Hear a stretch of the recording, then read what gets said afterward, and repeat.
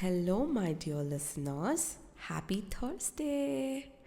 This is your story angel D, and today we begin something a little different.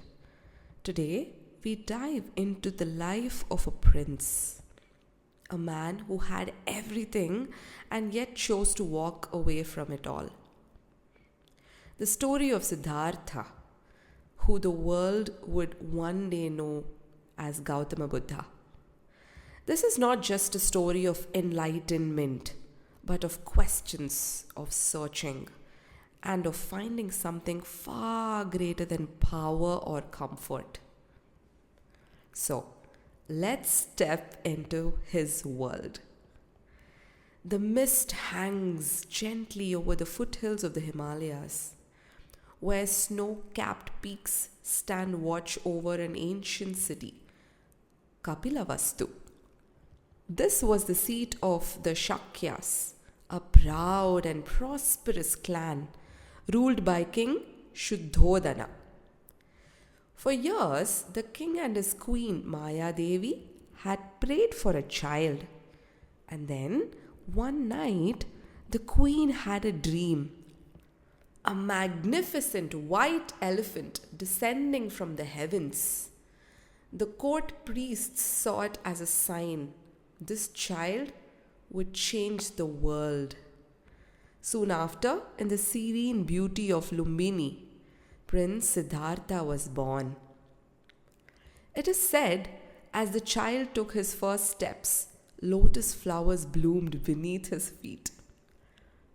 But joy in the palace was not without shadow. A wise sage named Asita came to see the child. He looked and then he wept. Not from sorrow, but from knowing. This child, he said, will either become a great king or a great awakened one. The king heard only one part of that prophecy, and so he built a world for Siddhartha, perfect, protected, untouched. For 29 years, the prince lived in luxury. 3 palaces, one for each season. Music, dance, beauty everywhere. He married Yashodhara and they had a son, Rahula. And yet, something felt incomplete. A quiet restlessness, like a question waiting to be asked. One day, Siddhartha stepped outside the palace walls with his charioteer Channa. What he saw changed everything. An old man, bent and frail, a sick man in pain, a lifeless body being carried away. And then a calm, peaceful ascetic. For the first time, Siddhartha saw life as it truly was. Is there no escape? He asked. Channa lowered his gaze. This is the fate of all, he said. That night, everything changed. Siddhartha looked at his sleeping wife, his child, and with a heavy but steady heart, he walked away. This moment came to be known as the Great Departure. He rode to the banks of the Anoma River. There, he cut his hair, set aside his royal robes, and stepped into the unknown. For years, he searched. He studied under great teachers. He practiced severe austerities, so extreme that his body grew weak, fragile, almost lifeless. And then he realized something profound. Truth does not lie in extremes, not in indulgence, and not in suffering. There had to be a middle path. One day, a village girl named Sujata offered him a simple bowl of rice milk. He accepted, not as a failure, but as understanding. With renewed strength, he walked to the banks of the Niranjana river and sat beneath a tree, a peepal tree, in what we now know as Bodh Gaya. I will not rise, he vowed, until I find the truth. Days passed, nights deepened, and within him a battle began. Doubt, fear, temptation, all rising like a storm.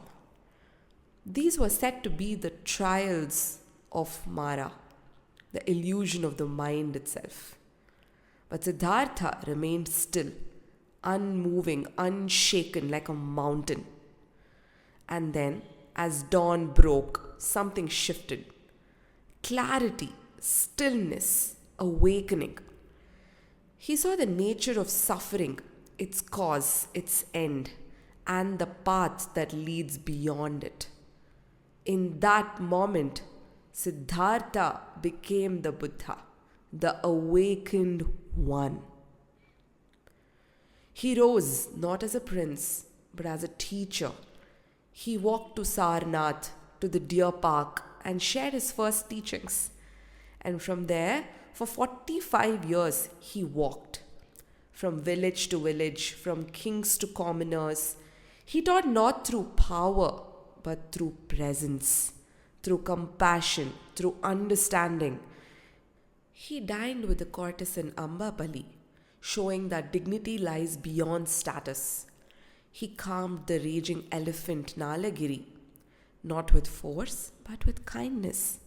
And finally, at the age of 80, in Kushinagar, he lay down beneath the trees. His disciple Ananda stood beside him, and the Buddha spoke his final words. All things that arise will pass. Walk your path with awareness. And then he was gone. It is said the trees bloomed out of season as petals fell gently around him. Siddhartha began as a prince searching for answers. He became the Buddha, showing the world where to look. And though the palaces of Kapilavastu have faded into time, the path he walked still remains, quietly waiting for anyone willing to take the first step. And that was the journey of Siddhartha to becoming the Buddha. But this is only the beginning, because what he discovered changed the way we understand life itself. Tomorrow, as we observe the Vesak festival, we'll gently explore what he taught, the Four Noble Truths and the Eightfold Path. Simple, profound, and surprisingly relevant.